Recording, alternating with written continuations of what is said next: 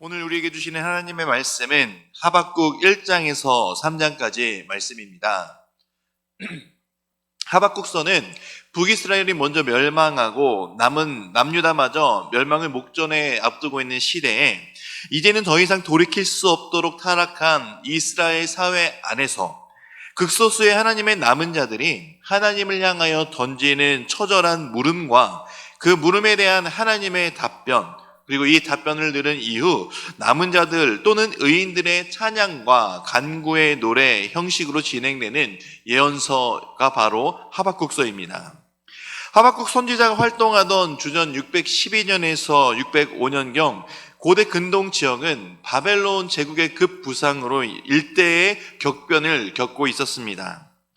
아수르는 수도 니느웨 성이 바벨론에 의해 함락된 이후 거의 몰락한 상태가 되었고, 애굽 역시 바벨론과 갈그미스 전투에서 대패함으로 세력이 크게 약화된 상태였습니다. 이러한 강대국들 간의 세력 다툼 속에서 남유다는 아수르에 대한 강한 반감을 가지고 있던 요시야 왕이 아수르를 돕기 위해 갈그미스로 향하고 있던 애굽 왕 바로느고의 진군을 막다가 무기토에서 전사한 이후 남유다는 큰 위기를 맞이해야만 했습니다. 이 전쟁 이후 남유다는 애굽의 세력 밑으로 들어가게 되었고, 애굽 왕에 의해 임의로 왕이 바뀌게 되는 수모를 당하게 되기도 합니다. 정치, 외교, 국방 전 분야에서 큰 혼돈과 위기가 있던 이 남유다는 또한 경제, 도덕, 종교적까지 타락의 극에 달해 있던 상태였습니다. 혼란과 불안이 점점 가중되는 시대를 살아가고 있던 하나님의 남은 자들이 이제 이 남은 자들에 대한 하나님의 물음과 하나의 답변이자 하박국서의 핵심은 바로 의인은 그의 믿음으로 말미암아 살리라 였습니다. 이 하박국서의 핵심이자 우리가 바라봐야 될 것은 바로 2장 4절 말씀처럼 의인, 이 시대의 의인은 바로 하나님께서 의인이라 칭해주시는 그리스도인들은 바로 믿음으로 살아가야 된다라는 답변입니다. 의인은 언제나 하나님에 대한 절대적인 믿음을 기준으로 삼아서 살아가야 한다는 사실과, 의인은 그 어떠한 경우에라도 믿음에 의하여 구원을 얻게 된다라는 믿음의 궁극적인 결과에 대한 선언이라고 할 수도 있습니다. 의인으로서의 삶의 기준으로서 믿음의 당위론적인 측면과 의인은 언제나 궁극적으로 영원한 생명을 누리게 될 것이라는 믿음의 결과론적 측면에 대한 하박국서의 핵심 메시지는 사도 바울에 의해 믿음이 성도의 인생에 예수 그리스도와 연합하여 의인의 지위를 획득하며 구원을 얻게 되는 유일하고도 완전한 근거가 되는 사실을 의미하는 데까지 확장되어서 로마서 1장 17절과 갈라디아서 3장 11절 말씀에도 인용되어 그 내면적 의미가 더 풍성하게 되어 믿음으로 의롭게 되는 이신칭의의 교리에까지 적용이 되었습니다. 이 전체 3장으로 이루어진 하박국서는 하박국의 하나님을 향한 두 기사에 대한 연속적인 질문과 이에 대한 하나님의 답변을 기록한 전반부인 1장과 2장, 그리고 자신의 질문에 대한 하나님의 답변을 들은 하박국의 찬양과 간구가 담겨져 있는 노래를 수록한 후반부인 3장으로 이 크게 두 부분으로 나눌 수가 있습니다.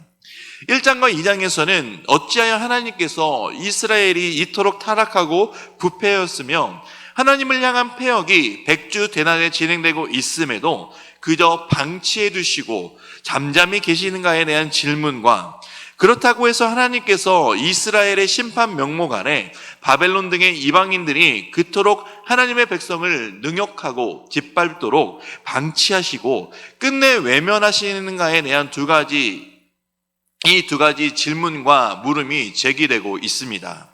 이러한 질문은 하나님을 잊어버린 대부분의 사람들이 아니라 극소수에 불과하지만 하나님을 향한 절대적인 신앙과 믿음을 지키며 순전하게 하나님을 바라보고 살아가고 있던 그 시대의 남은 자들에게 있어서 연속적으로 닥쳐오는 양극단의 문제 상황에서 우러나온 하나님의 백성으로서의 실존적인 질문과 물음이었던 것입니다.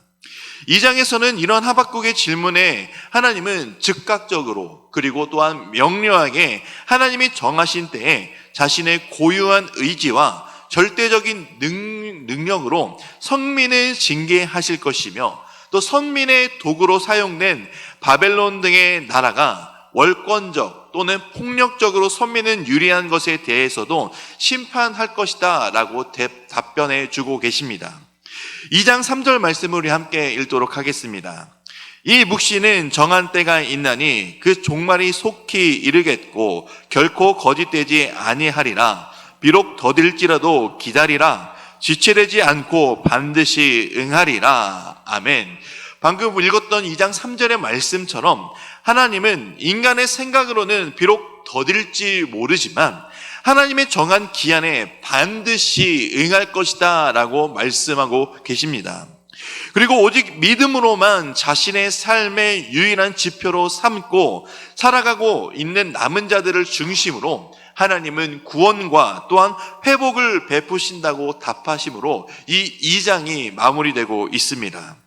이러한 하나님의 즉각적이며 명료한 답변을 들은 하박국 선지자는 이 하나님을 향해 감사와 찬양 그리고 신앙적 고백을 선포하게 될 수밖에 없었습니다. 이것이 바로 3장 전체를 포함하고 있는 내용입니다. 하박국 선지자는 하나님의 역사에 대한 권능과 더불어 이 역사를 통한 심판과 구원에 대한 것을 확실하게 깨닫게 되었고, 그로 인해 하나님을 영광 올려드리며 찬양하게 되고 있는 것입니다. 그러면서도 동시에 하박국 선지자는 하나님의 심판과 구원의 역사하심이 속히 이루어지기를 간구하며 그 위대하고 두려운 날들이 올 때에 자신들을 잊지 마시기를 2절의 고백처럼 간구하고 있습니다. 그러면서도 동시에 무화과 나무 잎이 마르고 포도나무에 열매가 없으며 감람나무에 소출이 없어도 의인의 결국은 하나님의 섭리 속에 부르심에 구원을 받아 하나님의 기쁨 속에 이르게 될 것이라는 신앙 고백적 선포로 이 하박국서는 마무리되어지고 있습니다. 하박국의 질문에 대한 하나님의 답은 지금을 살아가는 우리 모든 성도들에게도 명확하게 주시는 해답입니다. 의인은 바로 믿음으로 살아갈 수밖에 없습니다. 사실 우리는 의인이 아닙니다. 우리는 하나님 앞에 죄인일 수밖에 없습니다. 그러나 우리가 의인이 될 수 있고 죄인이 아닌 하나님의 자녀로 칭함받을 수 있는 것은 우리에게 있는 어떠한 선한 의가 아닌 바로 예수 그리스도의 십자가의 복음, 그 복음으로 인해 바로 우리가 믿음으로 의롭다 하심을 받은, 칭의를 받은 사람들입니다. 그러니 우리는 죄인이지만 우리를 의인으로 불러주시는 하나님을 믿으며 오직 믿음으로 살아가는 삶, 하나님을 믿고 하나님을 의지하고 그리고 정한 기간대에 반드시 다시 오실 예수 그리스도를 기다리며 믿음으로 살아가는 삶이 바로 이 시대를 살아가는 의인, 우리들의 삶이 되시기를 주님의 이름으로 축복드립니다. 의인은 믿음으로 말미암아 살아간다는 것을, 이 말씀을 기억하며 이제 우리 말씀을 경청하도록 하겠습니다. 하박국 1장의 3장의 말씀에 경청하실 때 우리에게 주시는 하나님의 음성을 들으시기 바랍니다. 주의 말씀은 내 발의 등이요 내 길의 빛이니이다. 아멘.